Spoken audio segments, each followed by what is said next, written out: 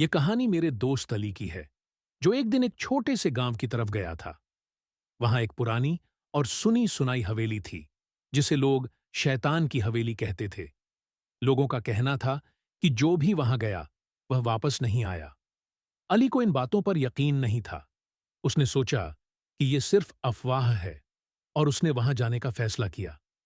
एक रात अली ने टॉर्च और कुछ जरूरी चीजें लीं और हवेली की तरफ चल दिया। हवेली बहुत पुरानी थी और उसकी दीवारें टूटी हुई थीं।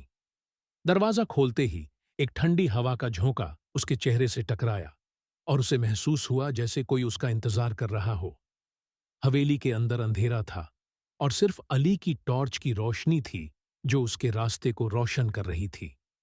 हर तरफ पुराने फर्नीचर के टुकड़े और झूलते हुए मकड़ियों के जाले थे। जब अली ने एक पुराने कमरे में कदम रखा, तो उसे एक अजीब सी आवाज सुनाई दी, जैसे कोई धीरे धीरे रो रहा हो। आवाज कहां से आ रही है? अली ने सोचा और उस आवाज का पीछा करने लगा।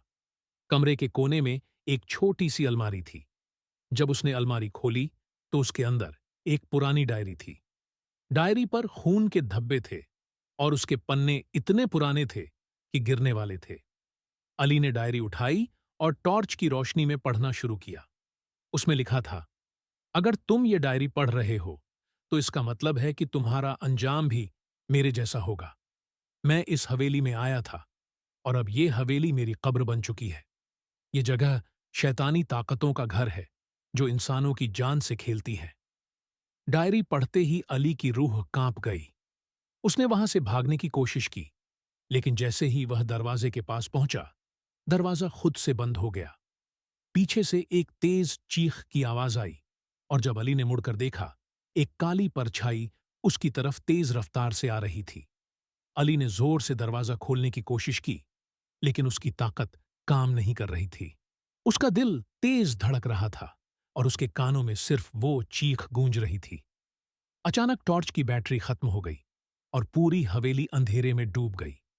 उस रात के बाद अली कभी वापस नहीं आया। अगली सुबह लोगों ने सिर्फ उसकी डायरी दरवाजे के बाहर पड़ी हुई देखी। उस डायरी के आखिरी पन्ने पर लिखा था, यह हवेली अब मेरी रूह का घर है। यहां मत आना। जो यहां आएगा, वह यहीं बस जाएगा। शिक्षा: कुछ राज छुपे रहने चाहिए।